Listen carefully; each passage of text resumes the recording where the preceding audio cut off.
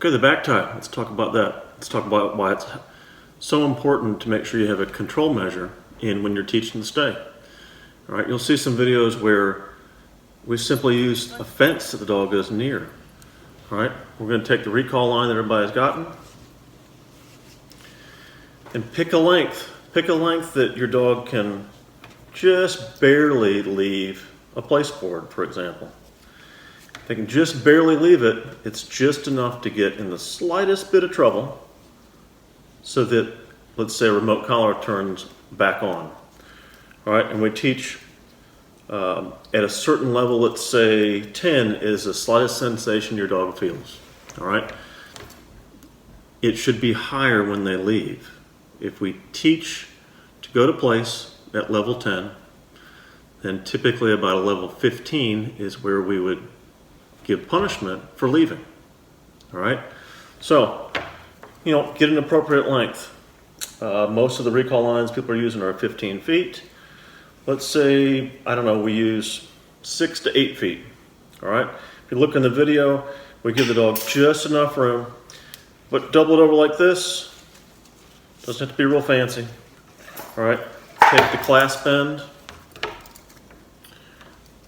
run it through. All right, your post is going to be there in the middle. You've given them just enough room to get in trouble, but now remaining on place or remaining in a particular position, that comes with reinforcement. The collar does not turn back on. All right, you can walk to your dog. You can give positive reinforcement, whether it's petting or food or treats.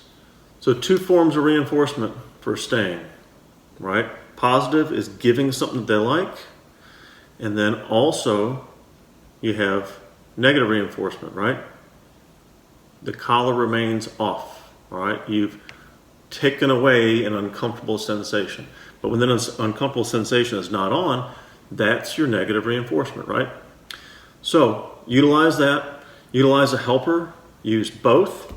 In the video, you'll see a food dispenser, so we can separate from the dog.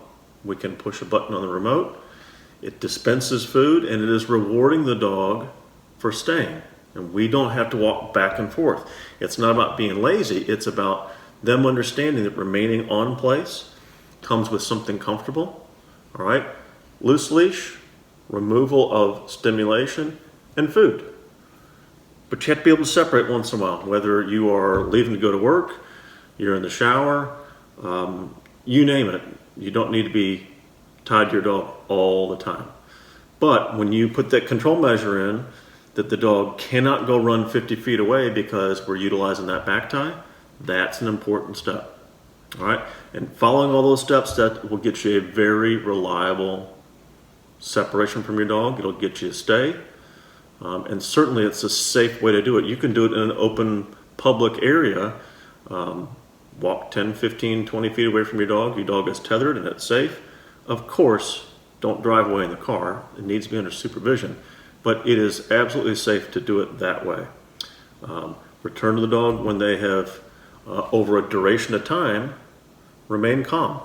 If you go to your dog when it is jumping and running circles, you might be the reward that they're looking for. The reinforcement might be the interaction with you. So if you use a food dispenser, right, they get rewarded for calm behavior even with separation from you. But that back tie makes sure that they don't go run 50 feet away, right? They're in a particular area where they might get in the slightest bit of trouble and take a few paws off the board.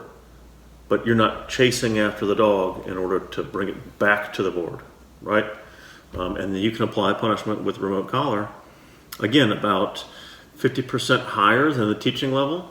So just enough where the dog should almost put it back in reverse to get back on the board and understand that leaving is not something that it comes with a desired sensation, right? Staying is where it's comfortable.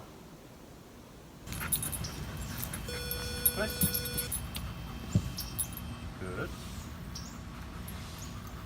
Yeah.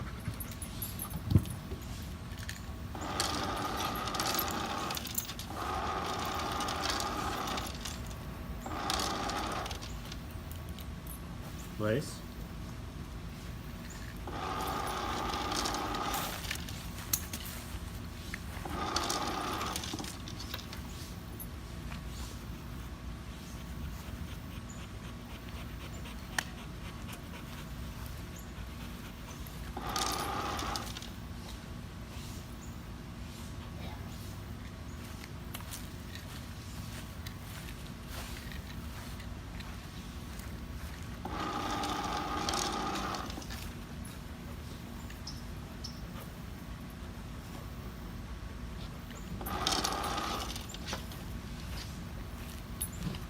No. No.